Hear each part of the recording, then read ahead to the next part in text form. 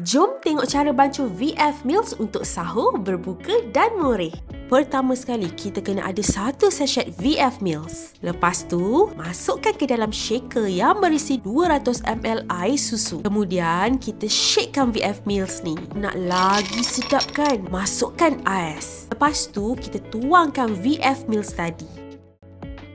VF Meals ni adalah meal replacement atau pengganti makanan. So, untuk siapa yang tak nak makan banyak, yang tak lalu nak makan masa sahur tu kan, ni, korang minum je VF Meals ni. Dan juga, korang boleh gantikan makan korang tu semasa waktu moreh. Supaya korang tak makan yang bukan-bukan atau craving benda yang bukan-bukan sebelum tidur. VF Meals ni, dia no added sugar, dia ada gula putih tambahan dan low glycemic index. Rasa dia rasa coklat dan sedap. VF Meals ni dia mengenyangkan, rendah kalori dan dia boostkan metabolisme badan kita ni. Jadi di bulan puasa ni kita akan lebih bertenaga dan kenyang lebih lama dengan VF Meals ni. So korang boleh minum VF Meals ni pada waktu sahur, semasa berbuka ataupun waktu moreh. Korang beli dekat beg kuning sebelum stok habis. Stok tak banyak pun, beli sekarang. Cara nak beli, pergi je ke profil VistaFit, tekan di beg yang saya bulatkan dan korang boleh dapatkan semua produk VistaFit ni di TikTok Shop VistaFit sekarang.